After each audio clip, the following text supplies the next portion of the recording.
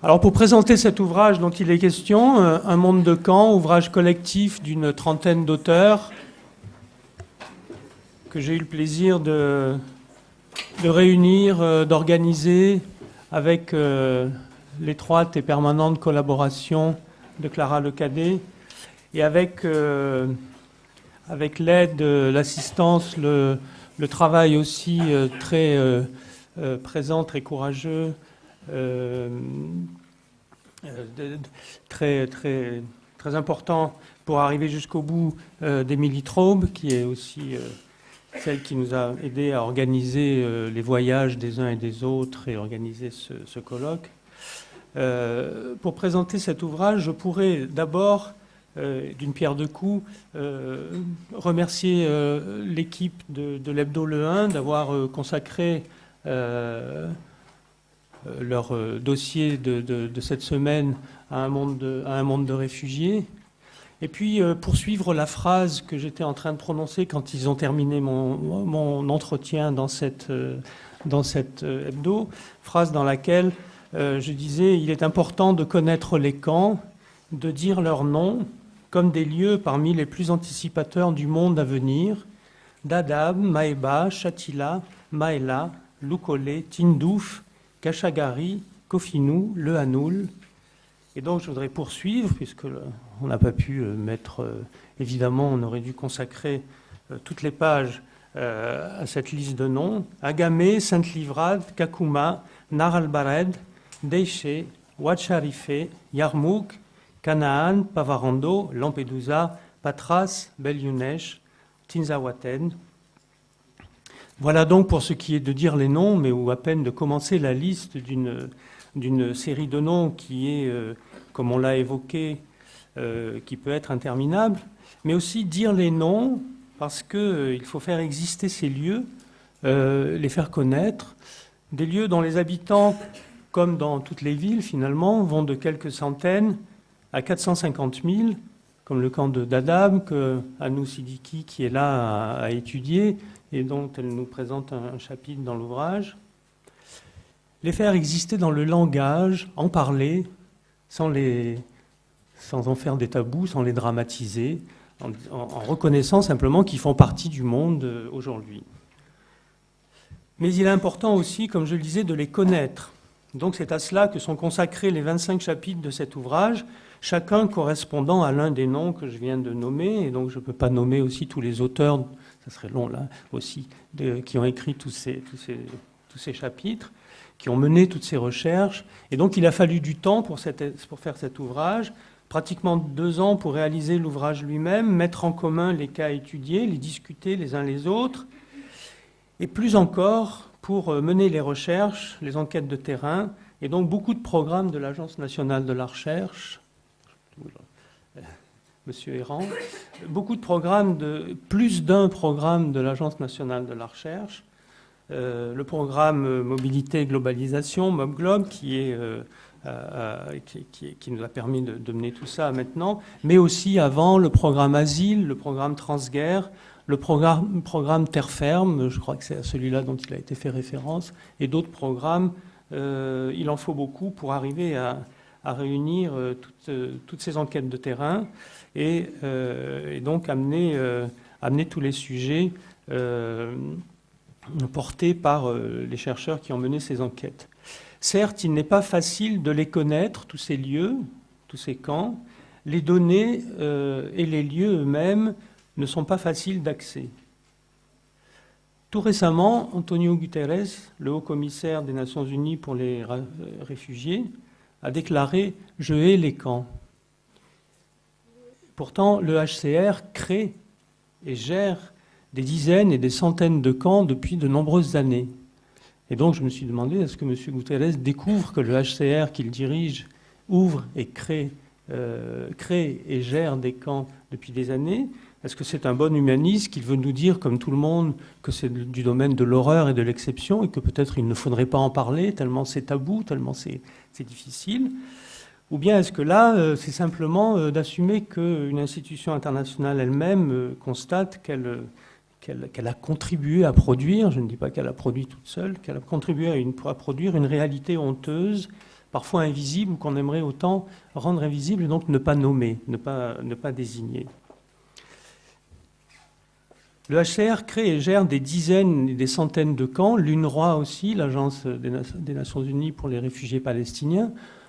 Des centaines d'ONG internationales gèrent des camps de déplacés, gèrent aussi des camps de réfugiés. Le HCR fait sous-traiter par 150 ONG internationales et 450 ONG nationales le management des camps. Tout cela, on ne le sait pas en allant en allant poser la question au HCR, comme on ne sait pas le nombre des camps et la constitution du nombre et de la localisation des camps dans le monde est un travail encore en cours, qu'on a voulu lancer, qu'on a voulu mener par cet ouvrage, mais qui est encore en cours.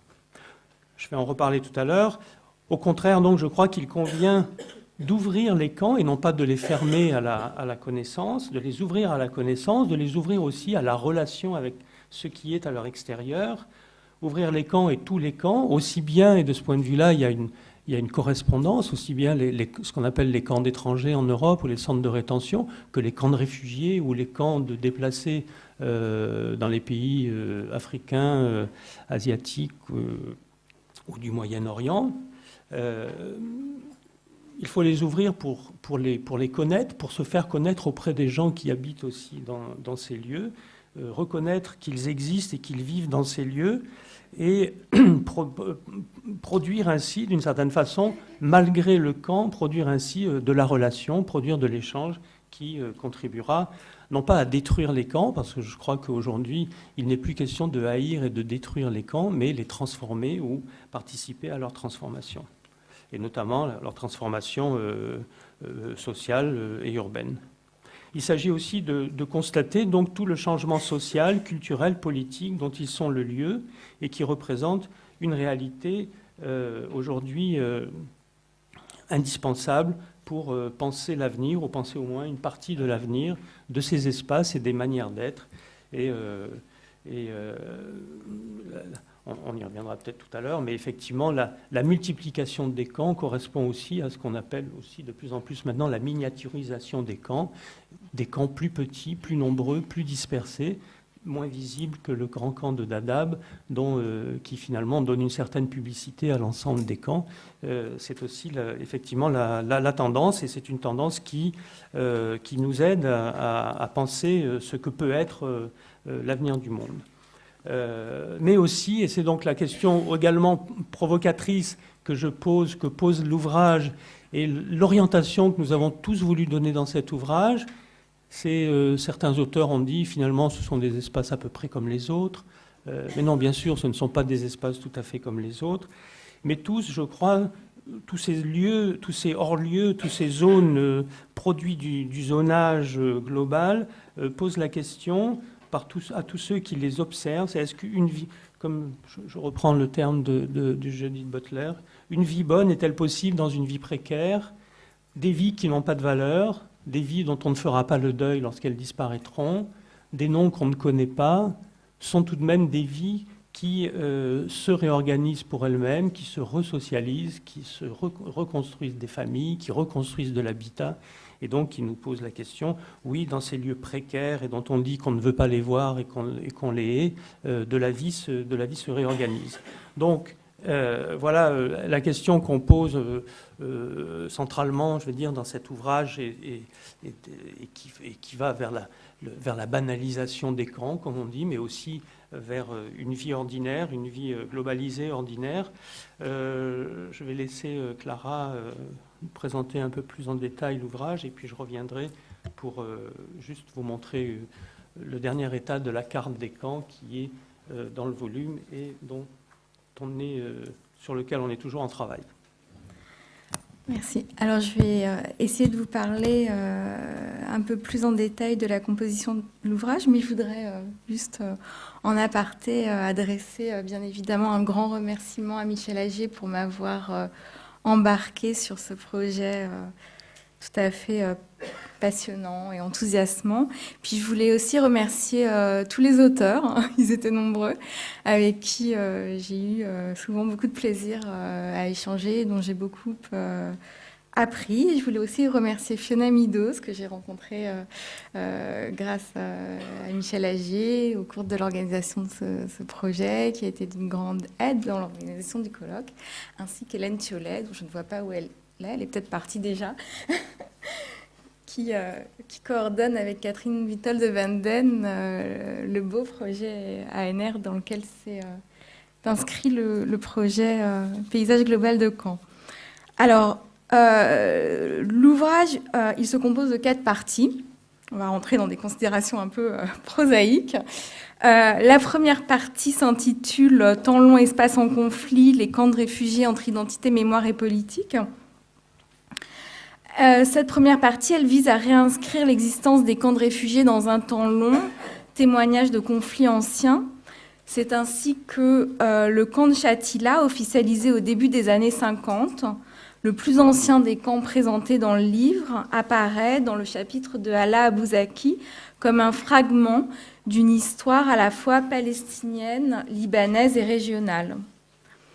Les camps afghans mis en place au Pakistan à partir des années 80 sont également une composante essentielle de l'histoire d'une, je cite, nation en exil, selon l'expression de Pierre Sanlivre, tant les mobilités de part et d'autre de la frontière afghano-pakistanaise ont modelé l'histoire de l'Afghanistan dès les fins des années 70. L'ambivalence des camps est d'être à la fois source de nouveaux contextes urbains, mais aussi de ne constituer que des relais, des jalons dans des parcours de mobilité historiques et ou contemporains.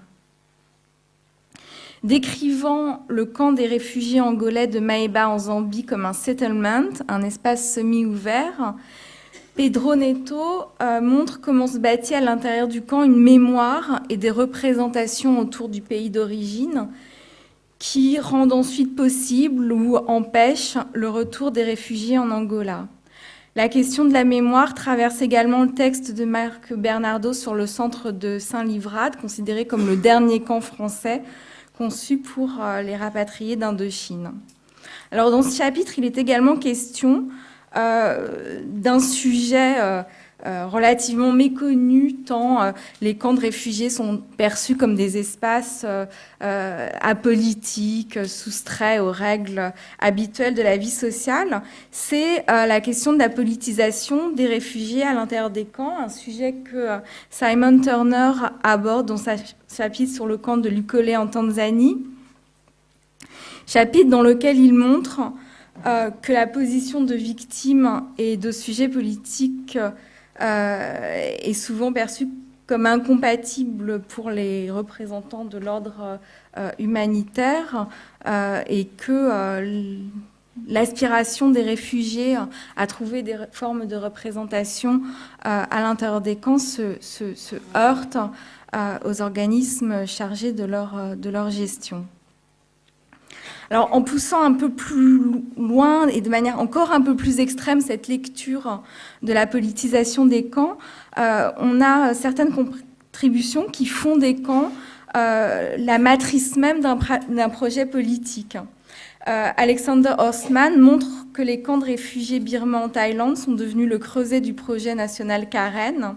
Sur une thématique proche, Manuel Herz montre que les camps sahraouis près de Tindouf en Algérie, créés en 1975, sont le lieu de l'État sahraoui en exil et le siège d'un proto-État, avec ses administrations et ses bâtiments officiels, dans un espace entièrement autogéré, décrit comme une société émancipée et quasi urbaine. L'ensemble de ces chapitres sur la politique dans les camps remettent radicalement en question la représentation des camps comme des espaces apolitiques pour montrer que les camps deviennent des lieux d'expérimentation politique pour les réfugiés en partie ou totalement auto-organisés. La deuxième partie s'intitule « Camps, villes et territoires, de l'industrie humanitaire à l'aménagement des espaces locaux » et elle est davantage centrée sur une approche architecturale des camps et sur leur rapport à leur environnement régional. Anuradha Ayer Siddiqui fait une proposition forte en qualifiant les ressources et la technologie mise en œuvre lors de la création du camp de Dadaab au Kenya, le plus grand camp du monde, d'industrie humanitaire, c'est son expression. Elle questionne ainsi de façon radicale l'entreprise humanitaire, industrie qui exploite la souffrance humaine en même temps qu'elle cherche à la soulager, en s'appuyant sur une technologie et une culture propre. Si elle décrit la construction de Dadaab par des ingénieurs et des architectes venus du monde entier, c'est de reconstruction dont il s'agit dans le texte de Nicolas Puig, qui décrit comment Nar el-Bared de Liban fut reconstruit presque à l'identique après sa destruction en 2007, selon un projet impliquant la participation de ses habitants. Le texte d'Alessandro Petti, Sandy Lal et Eyal Vezman porte sur un projet architectural original qui vise à faire dialoguer le camp palestinien de Deiché avec le village d'origine de Miska en Israël. Les camps s'inscrivent dans une économie globale et dans des logiques de mobilité à la fois locale, régionale et internationale. Kamel Doraï décrit ainsi les logiques de mobilité et les questions de statut des réfugiés à l'échelle du Moyen-Orient. Hélène Thiollet parle d'un espace social transnational pour rendre compte de l'évolution et des transformations d'un réseau de camps de réfugiés érythréens au Soudan. Dans ces camps qui abritent des situations de réfugiés de longue durée, le retrait du HCR ne signifie pas du tout la fin des camps. Bram Jensen, quant à lui, décrit comment le camp de Kakuma au Kenya est devenu un pôle d'attractivité économique pour toute une région. Donc, tous ces chapitres visent à réinscrire l'histoire, enfin la réalité des camps dans un contexte plus large, en montrant comment ils font partie d'un régime globalisé. Alors la troisième partie s'intitule « Camps de déplacés, urgence, marges urbaines et vie précaire » et elle donne un éclairage sur l'existence des camps de déplacés internes qui représentent une part considérable des camps dans le monde, même s'ils sont difficiles à répertorier. Ce type de camp est lié à l'existence de conflits internes. Les zones humanitaires décrites par Stelio Roland en Colombie ont ainsi permis aux populations civiles d'aménager des espaces de paix face à la violence de la guérilla. Ils servent, ces camps de déplacés, également de refuge pour les victimes de catastrophes naturelles. François Gémen, dans son étude des solutions de relogement organisées pour les sinistrés de Fukushima, met ainsi l'accent sur les logiques sociales à l'œuvre dans le traitement et les capacités d'organisation des déplacés et sur ce que l'on répugne à appeler des camps dans les pays riches. Les camps de déplacés sont généralement marqués par l'urgence, mais ils sont aussi, dans la durée, des facteurs de réorganisation urbaine. Alice Corbet montre que le camp de Canaan répond à une logique de peuplement et d'installation spontanée par les victimes du tremblement de terre à Haïti sur une terre vide, que son homologue officiel et humanitaire, le camp Corail, finalement abandonné par la population. Agnès Geoffroy montre, sur une période de 30 années, que les camps des populations déplacées et migrantes de la périphérie de Khartoum ont été, en vertu d'une politique volontariste, progressivement intégrés au tissu urbain, avec la création des Dar es-Salam, les territoires de paix, et l'accès d'une partie de ses habitants à la propriété foncière. La quatrième et dernière partie, intitulée « Campement, camp de travailleurs, centre de rétention entre prison, bidonville et ghetto », mais véritablement en relief l'hypothèse qui structure l'ensemble du livre d'un continuum entre les espaces de la mise à l'écart au sud et au nord. Si la majeure partie des contributions précédentes se réfère à des figures relativement classiques de camps de réfugiés et de déplacés, cette partie en présente des avatars originaux. Les camps de travailleurs migrants sont emblématiques, nous dit Tristan Brulé, d'un régime d'exploitation et de ségrégation spatiale et politique de la main-d'œuvre étrangère au Qatar. Le centre d'accueil des demandeurs d'asile de Kofinou à Chypre, décrit par Olivier Clochard, apparaît également comme un lieu où la figure du travailleur se superpose à celle du migrant, puisque le centre constitue un vivier pour le recrutement d'une main-d'œuvre subalterne. La signification des camps s'inscrit dès lors dans le registre plus large de la gestion des mobilités au sud et au nord, permettant d'envisager des thèmes structurants de la mondialisation qui touchent à l'usage et au traitement des travailleurs migrants et à leurs conditions de travail, mais aussi au filtrage et à la rétention des migrants.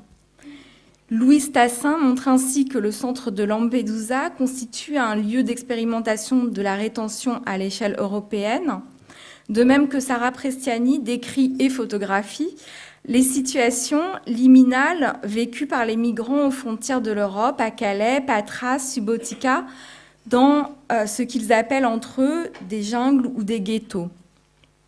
On retrouve l'existence de ces campements sur la route de Ceuta et Melilla, où, comme le montre Jean-Louis Edoguet, la structuration politique des migrants auto-organisés aux abords de la frontière constitue une tentative collective de vivre et de traverser l'épreuve de la frontière, ce qui est vrai également pour les ghettos créés par les expulsés au Mali. Mais ce sont aussi des régimes de précarité à l'intérieur de l'Europe et au sein de ses citoyens dont il est question à travers l'étude de Manuel Oliveira du Anul de Saint-Denis et plus généralement de la question Rome en France et en Europe. Le camp comme matérialité de l'habitat précaire donne ainsi accès à la pluralité des échelles et des circulations qui organisent le monde.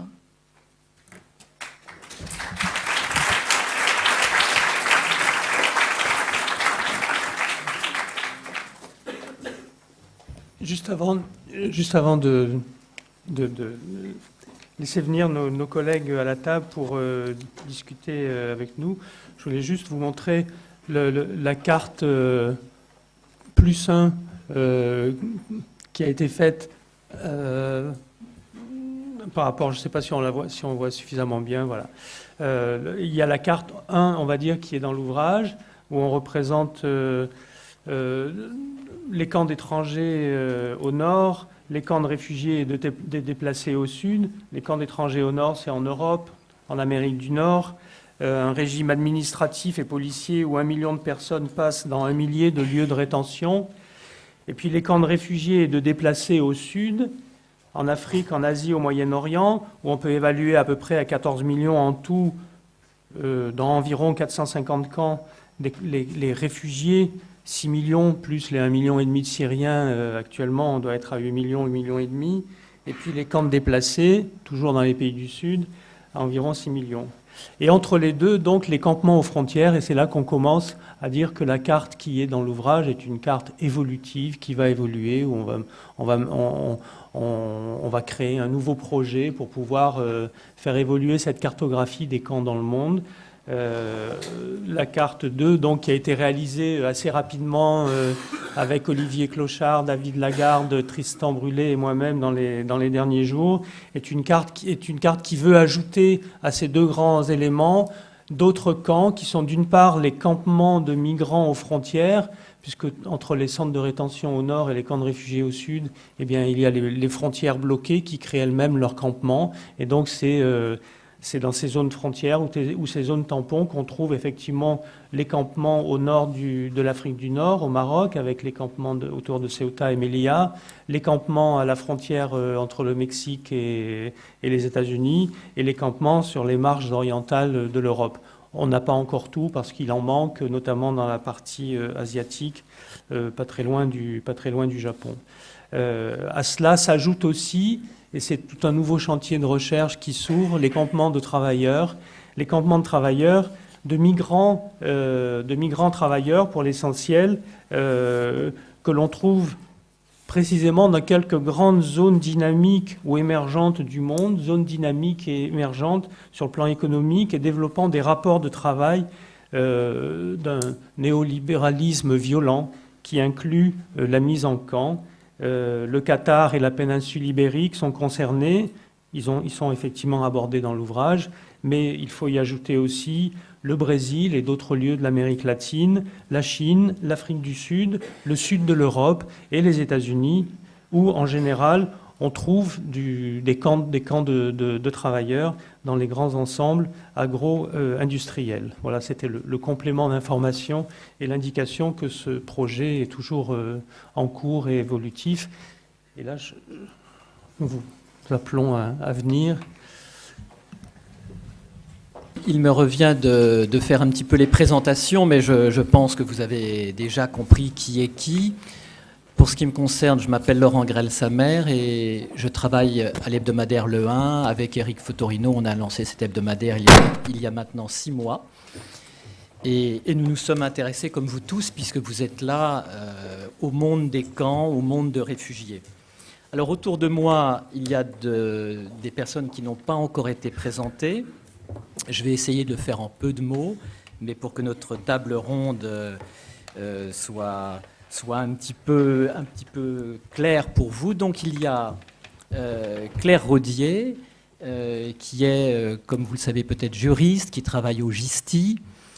Également, je crois qu'elle est cofondatrice de l'association ou de Migre Europe, hein, et qui, entre autres, a publié quelques ouvrages. Je ne vais pas vous citer toute la bibliographie, mais en tout cas, on peut citer Xénophobie Business, qui est le dernier ouvrage paru, je crois, à la Découverte, et puis notamment un outil de travail important, nécessaire, l'Atlas des migrants en Europe.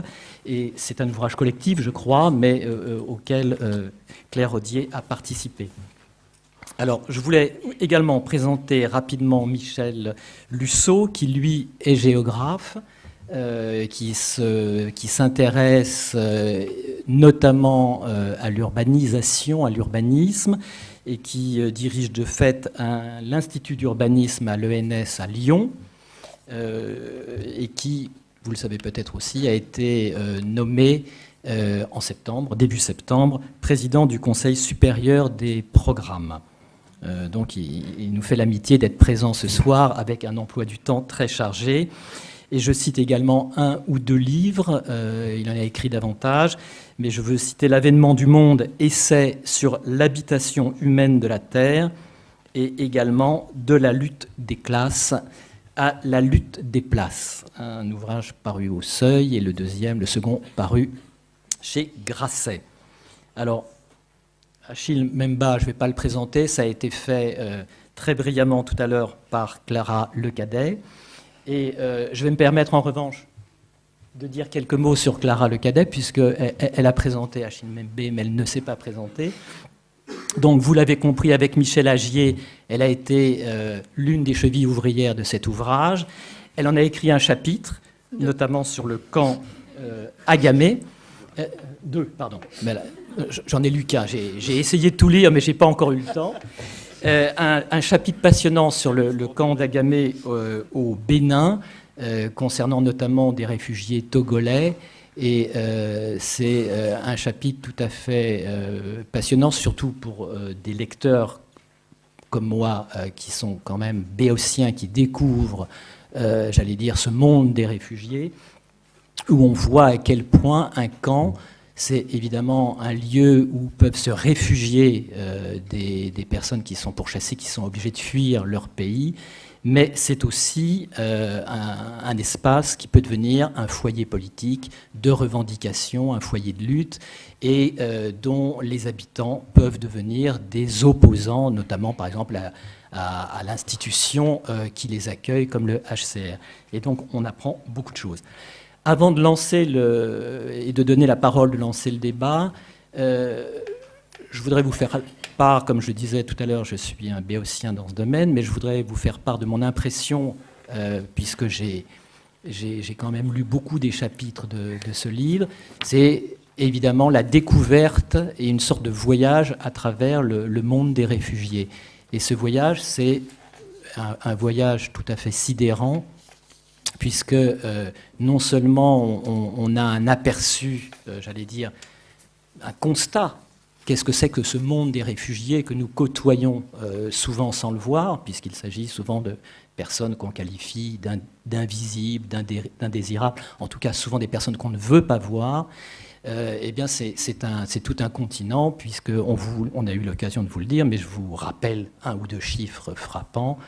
Il y a 450 camps de réfugiés placés sous l'autorité du HCR ou de l'UNRWA, mais vous avez aussi plus de 1000 camps de personnes déplacées, dites déplacées, et ce ne sont que 2 chiffres parmi d'autres, parce que vous l'avez compris tout au cours de cette fin d'après-midi, il y a bien des formes de camps, il y a une très grande diversité de camps et donc d'encampements, pour reprendre l'expression en usage maintenant.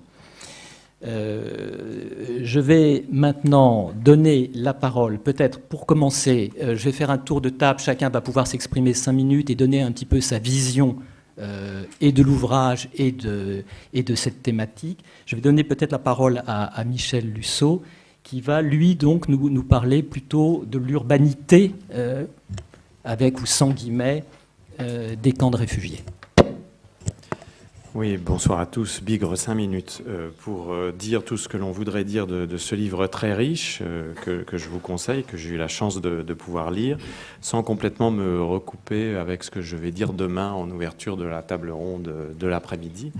Peut-être 3 points très rapidement qui traduisent le point de vue donc d'un géographe ne travaillant pas du tout sur la question de l'encampement et des camps, mais plutôt sur la problématique de la mondialisation par l'urbanisation. Trois choses me viennent immédiatement à l'esprit après avoir lu ce livre. D'abord, quelque chose de tout à fait passionnant qui a déjà été évoqué, c'est la façon dont le camp est en quelque sorte excédé, dépassé par l'urbanisation, la façon dont les camps s'urbanisent. Il est écrit dans le livre, le camp devient une ville par accident, je dirais plutôt qu'il devient de l'urbain incident. Il devient un espace durable, appuyé au départ sur une géologistique initiale très emblématique d'un registre humanitaire de la mondialité, mais une logistique qui peut elle-même être débordée par la dynamique de l'urbanisation et peu à peu, en raison de ce que l'on pourrait appeler un retour à l'ordinaire de la vie encampée. D'ailleurs, un retour à l'ordinaire, le livre Le Monde, qui n'est pas forcément bien appréhendé et bien accepté par les ONG, un certain nombre d'acteurs institutionnels de l'encampement. Eh bien, ce camp sort de son registre d'objet spatial fonctionnel pour devenir un véritable environnement spatial avec en son sein des objets encampés et encampants d'ailleurs pour un certain nombre d'entre eux et d'autres qui ne le sont plus ou détournés de ce rôle et un environnement spatial qui est approprié par des acteurs qui sont de moins en moins agis par le camp et par ses logiques et de plus en plus habitants et cohabitants. Et c'est tout à fait fascinant de voir la multiplication des cas dans ce livre. Et là, je ne parle pas de camps qui sont entourés par l'urbanisation, qui continuent par ailleurs, mais véritablement de camps qui s'urbanisent, dans le cadre d'un régime très particulier qu'on pourrait appeler le régime de l'impermanence durable, ce qui est une chose assez étonnante, une sorte d'état-processus, là aussi... L'expression est paradoxale, un espace-temps conçu pour ne pas durer, mais qui dure, s'indure, se complexifie, se décale des intentions initiales et nous donne des listes de cas très intéressants où le temporaire, paradoxalement, devient un ancrage. Et cette tension entre le temporaire et l'ancrage est quelque chose qui, moi, m'a intéressé beaucoup en tant que géographe. Et c'est d'autant plus intéressant que, symétriquement, peut-être que le livre pourrait aller au-delà de ce qu'il dit. Il faudrait faire un 2e volume, mais peut-être que la Cité de l'architecture et du patrimoine va contribuer à cela. L'urbanisation ordinaire, si je puis dire, elle est aussi travaillée par la modalité de l'encampement. Il y a le mouvement retour qui est tout aussi intéressant. Alors, on pense évidemment à l'ingénierie logistique, mais on pourrait aussi penser à l'importance dans l'urbanisme et l'architecture d'aujourd'hui, en particulier dans la création la plus actuelle, de toutes les thématiques de la légèreté, de l'impermanence, de la sobriété, de ce que certains appellent l'urbanisme forain. C'est-à-dire de ce qui n'est pas fait pour durer, mais qui pourtant va s'installer. Et d'ailleurs, le mot même d'installation devient au cœur de la réflexion de toute une partie de la nouvelle architecture et du nouvel urbanisme, en France comme ailleurs, dans une proximité avec la problématique de l'installation artistique qui évidemment est flagrante, mais aussi dans la proximité avec la dynamique de l'installation du camp qui participe d'une autre logique, mais le tout se rejoint. 2e point, à mon sens, et en droite ligne de ce que je viens de dire, petite critique de géographe, il faut quand même justifier le fait que je sois là ce soir, les camps ne sont pas véritablement pour moi des hors-lieux. C'est une discussion que nous avons depuis pas mal de temps avec Michel Agier. Ce ne sont pas véritablement des hors-lieux. D'ailleurs, pour un géographe dans mon genre, le mot hors-lieu n'a pas beaucoup de sens. Ce serait plutôt ce que j'appellerais des outre-lieux, en jouant sur le mot outre, hein, des outre-lieux d'un genre particulier où se croisent de multiples lignes de vie et d'action, se cristallisent des stratégies politiques, se matérialisent dans des arrangements spatiaux, des jeux de force et des jeux de pouvoir, mais tout cela en permanence en interconnexion avec tous les flux du monde, une dimension qui n'est peut-être pas suffisamment prise en compte parce qu'il est vrai qu'on a tendance à être fasciné par l'enfermement du camp, mais il y a aussi dans tous ces textes tout ce qui renvoie à l'extérieur, tout le lien à l'extérieur, qui fait du camp à la fois un fermé, voire un enfermé, mais aussi un ouvert. C'est quelque chose d'assez, encore une fois, un paradoxe assez troublant.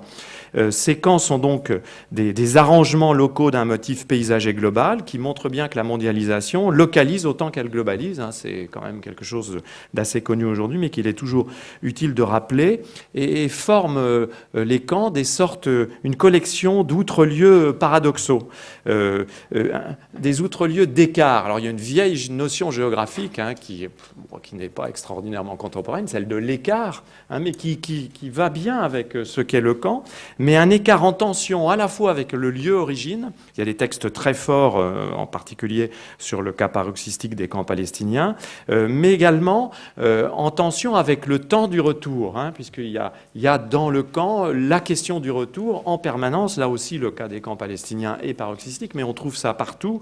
Et cette sorte d'écart dans l'espace-temps avec ce double jeu de tension avec le lieu origine et le temps du retour est particulièrement significatif, me semble-t-il, du statut de ce lieu à la fois fermé et ouvert.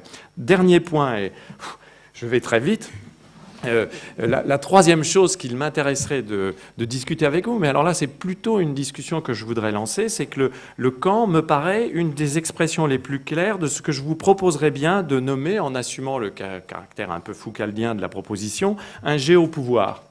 C'est-à-dire, en reprenant un peu la manière dont Foucault parlait du biopouvoir, comme le pouvoir d'un certain nombre d'institutions d'ouvrir et de soutenir l'habitabilité humaine, malgré tout.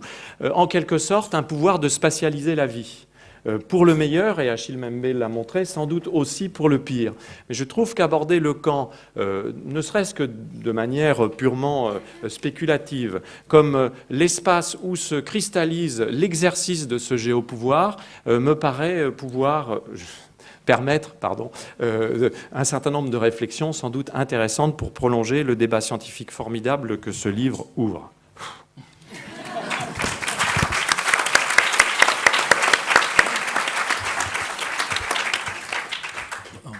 Merci Michel Lusseau. Je vais donner la parole à Claire Rodier, qui, elle, je crois, va nous parler non pas d'urbanité, mais peut-être pas trop d'urbanité, j'ai l'impression. On va se diriger vers l'Europe et vers les tensions qui peuvent exister, y compris dans nos nations civilisées.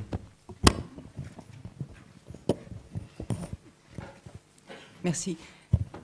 Oui, peut-être d'abord vous présenter rapidement le réseau Migr'Europe que je représente, qui est constitué d'une quarantaine d'associations, d'ONG qui travaillent au nord et au sud de la Méditerranée, dans à peu près une vingtaine de pays, je crois, nord et sud de la Méditerranée, et d'à peu près une quarantaine aussi de militants ou de personnes individuelles et de pas mal de chercheurs, dont un certain nombre d'ailleurs sont présents dans cette salle, mais ont participé aussi à cet ouvrage, même s'ils avancent masqués et que ça ne se voit pas dans l'intitulé de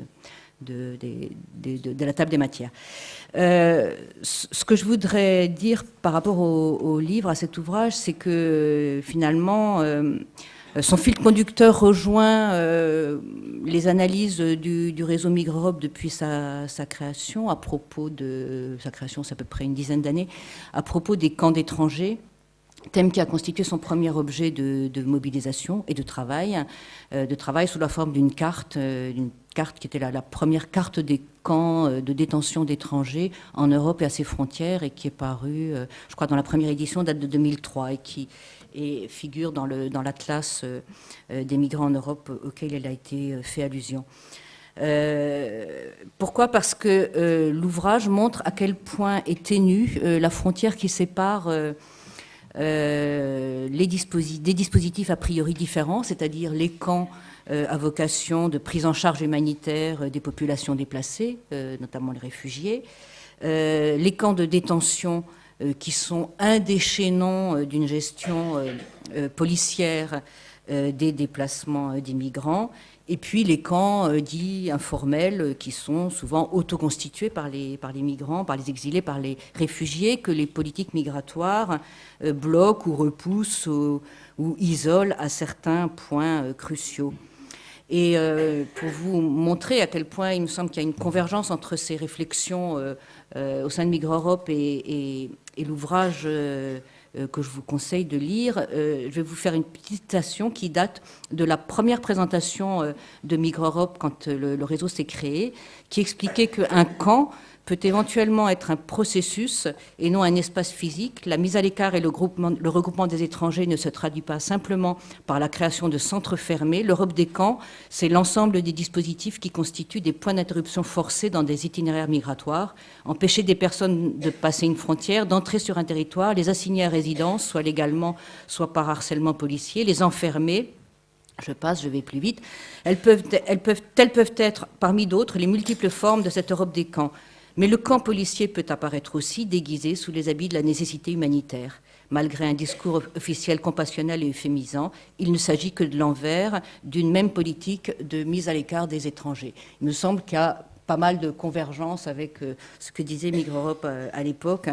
Et ça me semblait intéressant de le relever. Ceci posé, je voudrais pas m'attarder du tout, mais aborder très brièvement, plus en particulier si on reprend ces typologies, rétention, camp plutôt humanitaire et autocamp, à la catégorie de la rétention qui figure dans l'ouvrage dans la quatrième partie et dans le colloque vendredi après-midi, c'est-à-dire les camps fermés, les camps où les personnes sont détenues en attente d'une procédure d'expulsion. On remarque d'ailleurs que tant dans le livre que dans le colloque, cette catégorie a une place très réduite. Ce sera mon petit reproche à moi, il en faut bien un. Et sans doute, j'ai une explication finalement, c'est que c'est sans doute les lieux dans lesquels les chercheurs, tout comme les médias, tout comme les associations et tout comme la société civile en général, a le plus de difficultés à accéder. Et donc c'est normal qu'il y ait moins de travail réalisé là-dessus. C'est pour creuser cette opacité, c'est à creuser cette opacité que s'emploient les membres du réseau Migre Europe, tout d'abord en réalisant cette carte des camps en Europe et autour, dont j'ai parlé tout à l'heure, qui nous donne un bilan de 420 camps de détention d'étrangers qui ne sont enfermés que pour avoir enfreint les règles relatives à l'entrée et au séjour des étrangers, aucune infraction pénale, aucune condamnation, pas de passage devant un juge.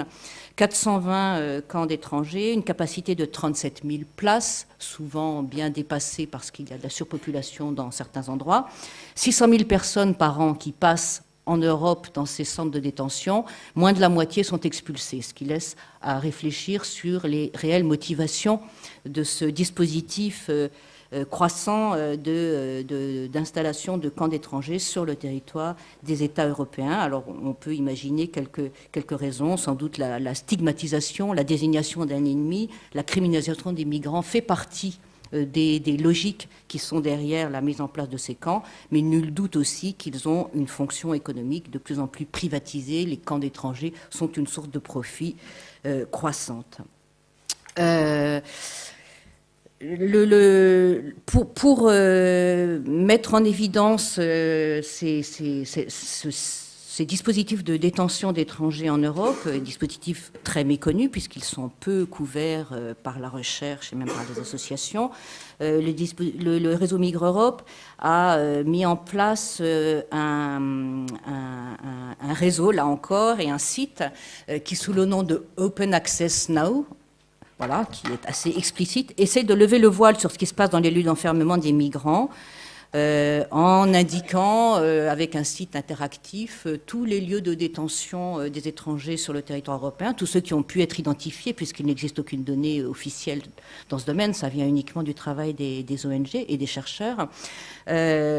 Tout ce dont peuvent avoir besoin tant les chercheurs, justement, les journalistes, que les migrants eux-mêmes, ou ceux qui les aident, puisqu'il suffit d'aller se balader sur ce site pour avoir la capacité, s'il y a des avocats, s'il y a des associations qui peuvent aider, etc. L'autre outil qu'a développé Migre Europe en matière d'accès, de tentative d'accès, c'est... parce que ces lieux sont fermés à tout le monde, pour la plupart, je l'ai dit, les ONG, les journalistes, les chercheurs, c'est d'essayer d'entrer dans les camps de toutes les façons. Une directive européenne prévoit que les États membres peuvent autoriser les ONG à entrer, mais le peuvent permet aux États de refuser l'accès en évoquant des raisons comme le maintien de l'ordre ou l'organisation interne. On nous a opposé aussi que les étrangers qui sont dans les centres de détention ne sont pas des animaux qu'on va voir comme dans un zoo, qu'il faut préserver leur vie privée. Donc c'est normal qu'on nous interdise à nous, ONG, d'aller les rencontrer, d'aller les faire témoigner. On rencontre beaucoup de mauvaise volonté de la part de tous les États membres de l'Union européenne. Et finalement, une des méthodes utilisées, c'est d'essayer d'accompagner les seules personnes qui sont habilités à entrer dans les lieux de rétention, ce sont les parlementaires. Encore faut-il que les parlementaires aient envie d'aller dans les centres de rétention. Il n'y en a pas beaucoup qui le font. Alors, il y en a certains, on les accompagne. Je crois que le premier article qui a été fait sur commençait à l'intérieur de la zone d'attente de Roissy-Charles de Gaulle, dans laquelle sont enfermés plus d'une centaine d'étrangers en permanence. Le premier article qui a été fait, il a été fait par une journaliste du Monde qui s'est fait passer pour une assistante parlementaire parce que, ayant demandé une autorisation au nom de son journal, elle ne l'avait pas obtenue du ministère de l'Intérieur.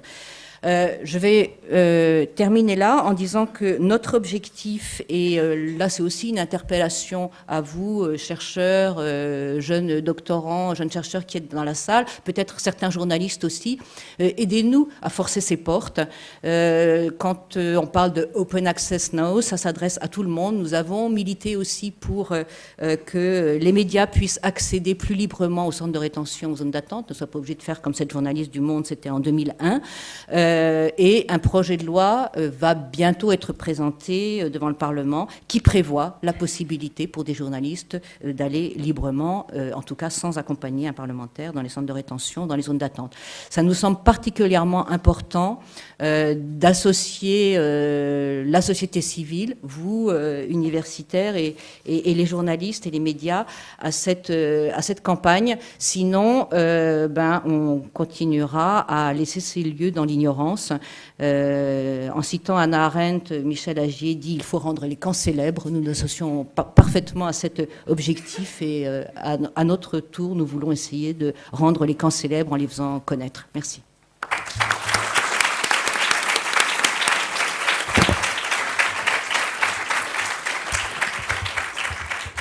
Alors, rendre ces camps célèbres, c'est effectivement un petit peu le but. Et dans cet ouvrage collectif, de fait, cette opacité, on apprend quand même un petit peu à la percer, parce qu'il y a, c'est l'occasion de le dire, il y a trois ambitions dans le livre. Il y a d'abord une sorte de constat, une description de cet univers de camps. Claire Rodier vient de nous faire un petit peu pénétrer dans ces camps ultra fermés que sont ces camps ces zones de rétention, ces centres où on parque les étrangers. Il y a également tous ces camps de réfugiés dans les pays du Sud, qui sont de nature très différente. Donc il y a toute cette partie descriptive qui est passionnante, qui est surtout pour des personnes qui connaissent mal ces dossiers. Il y a, j'allais dire, une partie plus historique qui, elle aussi, est intéressante, puisque maintenant, il y a on a un recul. Les premiers camps ont été ouverts dans les années 50, donc on a une bonne soixantaine d'années de recul, d'épaisseur, si j'ose dire. Et puis il y a une fonction qui est évidente à écouter les intervenants ce soir. C'est une fonction critique qui est véritablement très, très saillante et intéressante. Alors je j'appuie un peu, je vais jouer un petit peu l'innocent, mais j'aimerais peut-être poser la question à Achille Mbembe et à Michel Agier. Finalement, le grand public a souvent l'impression que ces fameux camps de réfugiés que l'on critique beaucoup dans le livre et ici, à cette table, on a souvent l'impression, visiblement fausse, qu'ils sont finalement une sorte de planche de salut pour un certain nombre de personnes qui fuient un pays en guerre ou en tout cas en proie à des exactions ou à des régimes dictatoriaux. Et j'aimerais bien que Achille Mbembe et Michel Agier nous expliquent en quoi, effectivement, il y a une ambivalence, et Michel Agier l'a déjà souligné un petit peu, mais en quoi cette ambivalence, eh bien, effectivement, un camp de réfugiés, est-ce qu'il faut le voir uniquement dans sa fonction positive, planche de salut momentanément pour un réfugié, ou est-ce qu'il faut surtout en voir la face la plus négative? Je donne d'abord la parole à Achille Mbembe. Deux choses.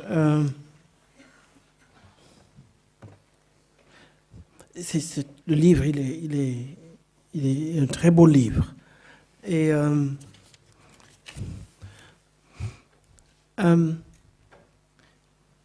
en le lisant, disons après l'avoir lu, je me suis trouvé en train de me dire, ah, au fond, peut-être que le camp, c'est pas si mauvais que ça.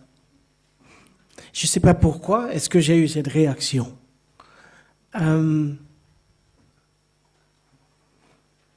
Mais moi, je n'ai pas envie de vivre dans un camp. Je ne crois pas que dans l'idéal, les gens devraient vivre dans des camps. Les gens devraient vivre comme des citoyens à part entière dans les pays où ils sont nés. Ils devraient pouvoir circuler dans des conditions légales. Je crois qu'à trop banaliser le camp, ce que le livre ne fait pas, je dois dire, on perd peut-être de vue le fait que le projet devrait être d'abolir les camps. Voilà ce que je veux dire. C'est-à-dire que le projet pour le siècle qui vient, c'est d'abolir les camps. Il faut fermer les camps, projet politique. Il faut les fermer.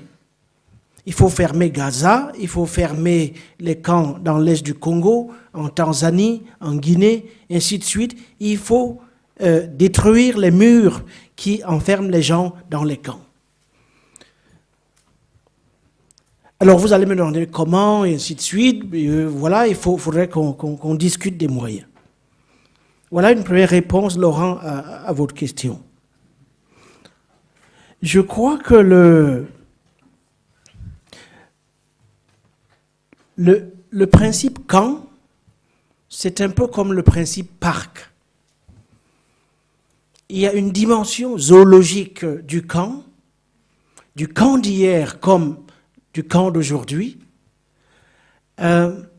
qui nous oblige à continuer de faire peser sur ce phénomène une réflexion, vous disiez, de type biopolitique et philosophique, qui viendrait s'ajouter évidemment à la démarche proposée par Michel et ses collègues, qui est une démarche descriptive, ethnographique, historique et critique.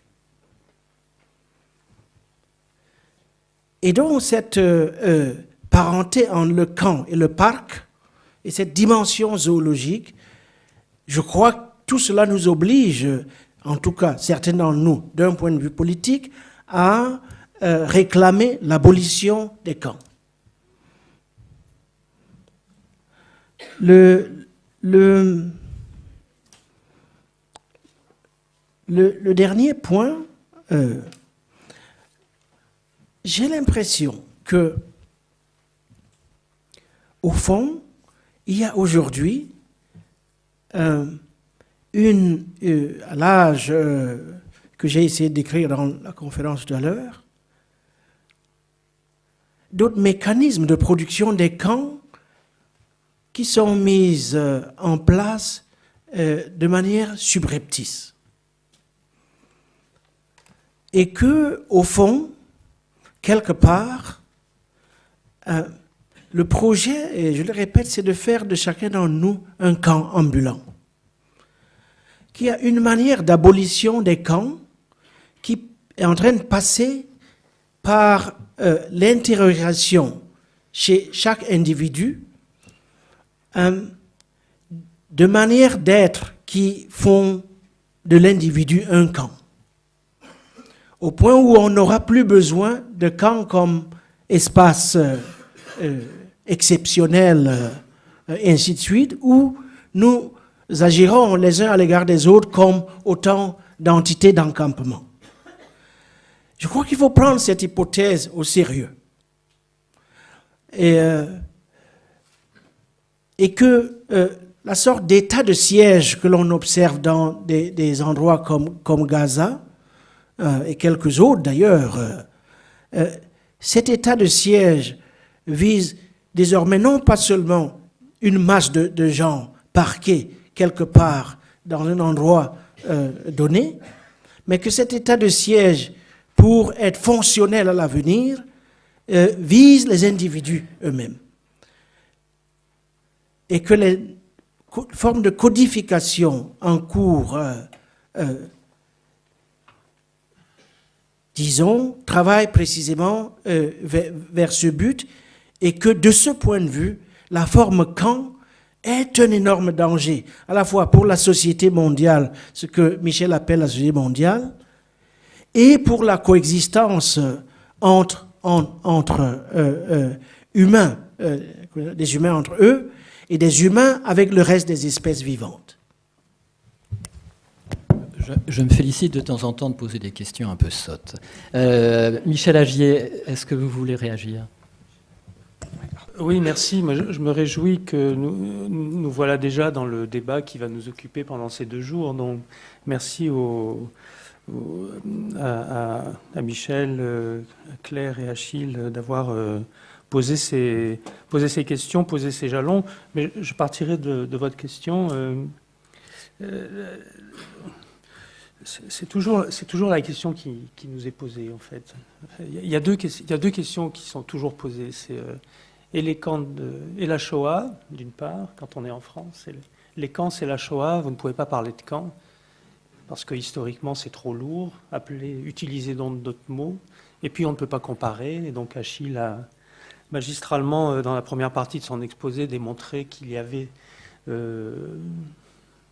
une trace historique, mémorielle, quelque part, de l'histoire des camps dans les camps contemporains. Mais c'est vrai que j'insiste, et nous avons tous insisté dans cet ouvrage, sur la contemporanéité des camps et même la prospective, la projection. Et donc l'autre question, c'est que nous avons toujours cette question, mais les camps humanitaires, c'est pas la même chose que les camps d'étrangers. C'est pour le bien des gens, et peut-être que ce bien des gens peut avoir parfois des effets malheureux, mais enfin quand même c'est toujours pour le bien des gens. Alors moi j'ai 2 réponses. J'en ai une immédiate qui est catégorique, non pas toujours. C'est-à-dire qu'il faut allons voir l'urgence lorsque nous parlons de l'urgence, cette urgence magnifique qui nous fait dire que les ONG sont magnifiques parce qu'elles interviennent d'urgence. C'est les pompiers de toutes les catastrophes de la mondialisation. Elles font le bien dans le monde, même si par ailleurs il y a de la politisation, il y a des dérives, il y a tout ce qu'on veut, mais le cœur est magnifique. Non, c'est pas vrai. Et ça, c'est radical. J'ai suffisamment fait de terrain dans des camps de toutes sortes pour vous dire non, c'est pas vrai.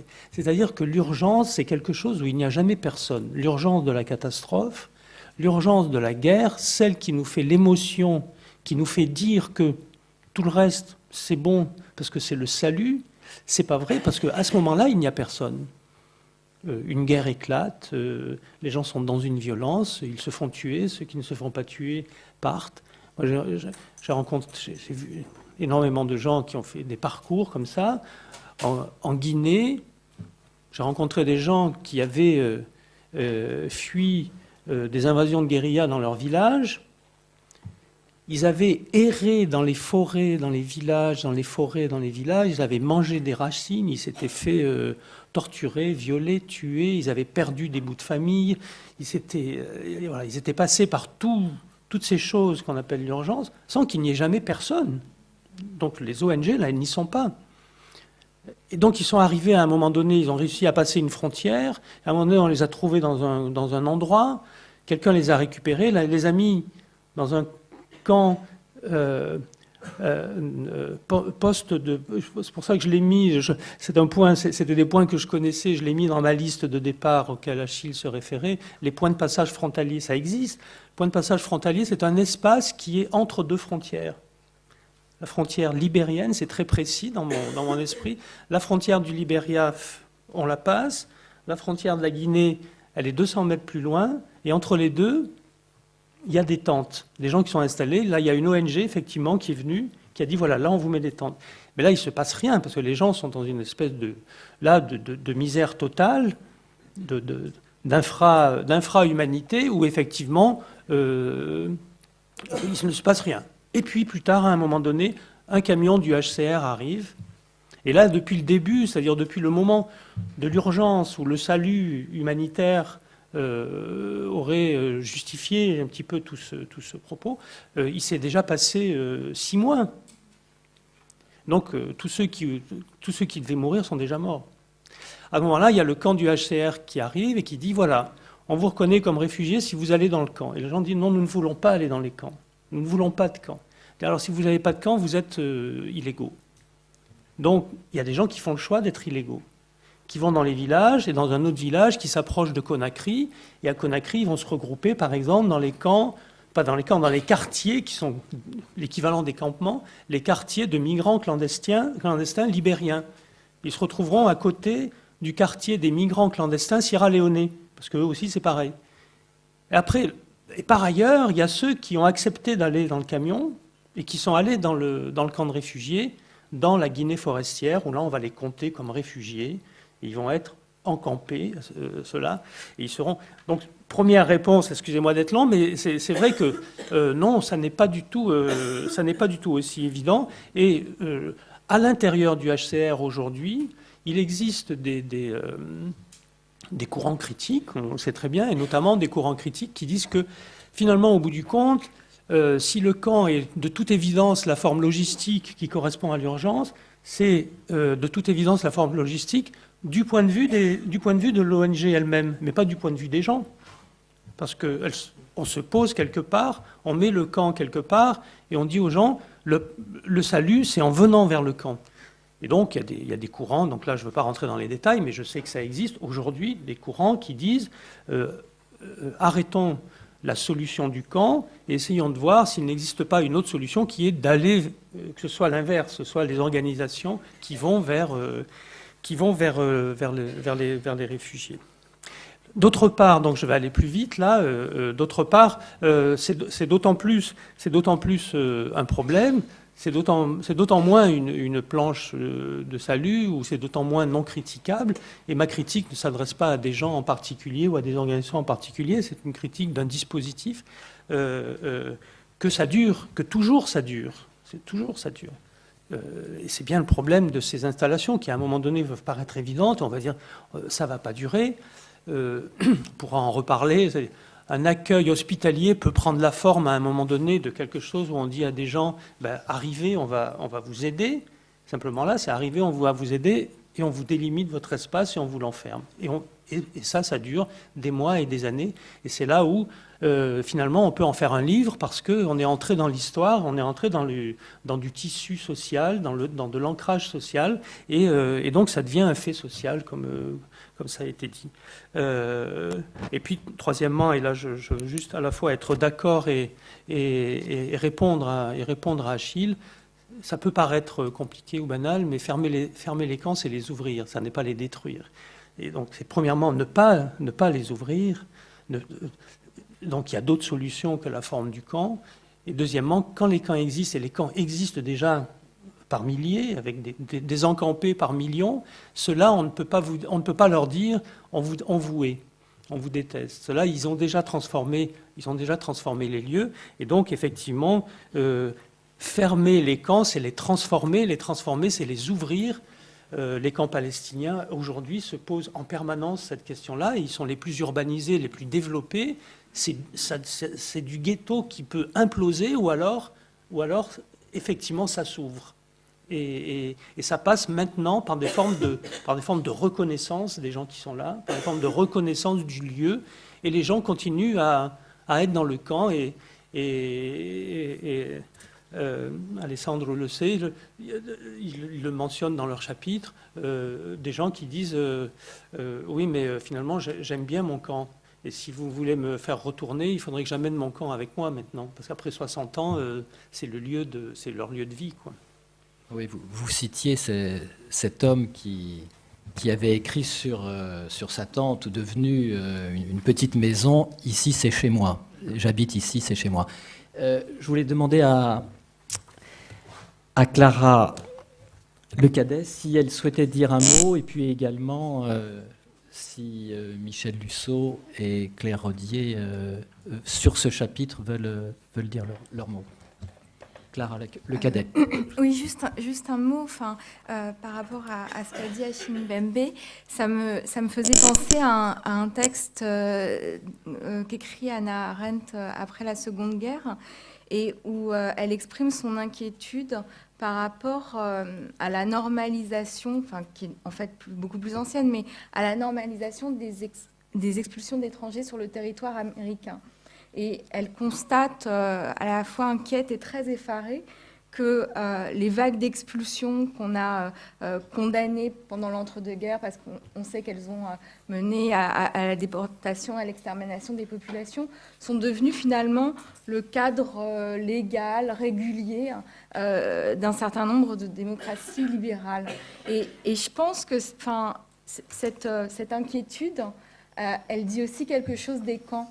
C'est-à-dire que la représentation des camps de la Seconde Guerre, avec toute leur charge évidemment de mort, d'extermination, d'annihilation de l'être humain, etc., c'est comme si ces formes-là, dans le caractère le plus radical et le plus extrême, elles s'étaient maintenant diluées, disséminées, pour devenir une sorte de matrice beaucoup plus, banale, commune du monde contemporain.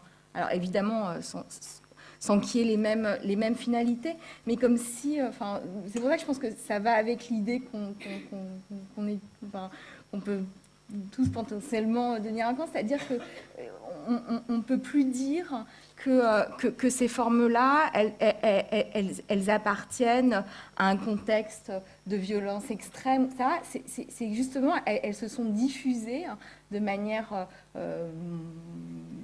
moins mortelle, plus infinitésimale, etc., dans la politique en général. Et c'est pour ça que c'est très difficile de les nommer, de dire à quelle intention politique elles correspondent, parce qu'on n'est plus dans les schémas classiques de la guerre à durée déterminée, des grandes stratégies d'extermination, etc. C'est quelque chose de plus homéopathique, mais qui finalement constitue la matrix de la politique à l'échelle internationale. Michel Lusseau.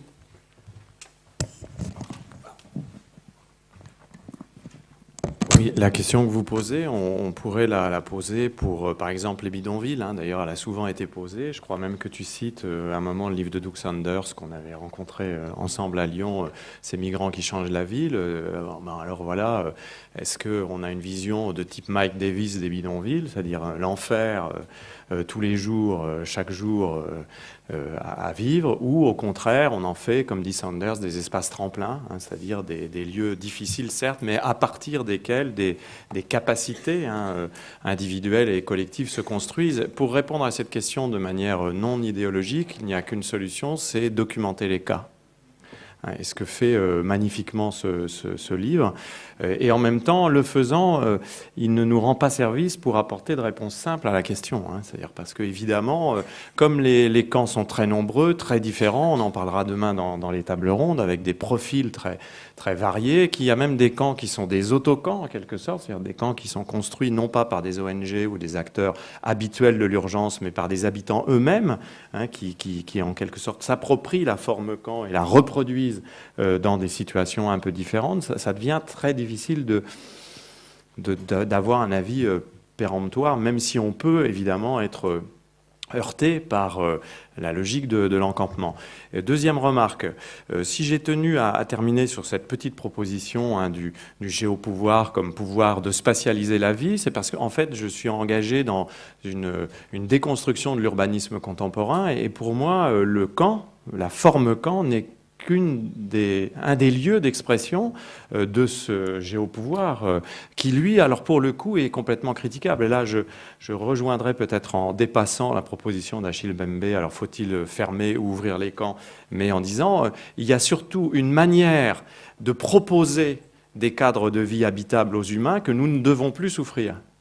Et de ce point de vue-là, c'est l'ensemble, par exemple, des pratiques de zonage fonctionnel, l'ensemble d'un certain type de pratiques de logistique, des modalités particulières d'assignation des individus à des types d'existence qui me paraissent extrêmement critiquables, mais bien au-delà de la forme camp, simplement la forme camp les emblématise, les cristallise de la manière la plus forte qui soit. Et je pense qu'il n'y a peut-être rien de plus urgent aussi dans le champ des études urbaines, mettons, que de critiquer un certain type d'urbanisme qui s'impose avec régularité et qui nous pousse finalement à installer des espaces de vie dont l'habitabilité pour tous devient de plus en plus problématique. Merci. Claire Rodier, vous vouliez ajouter un mot ?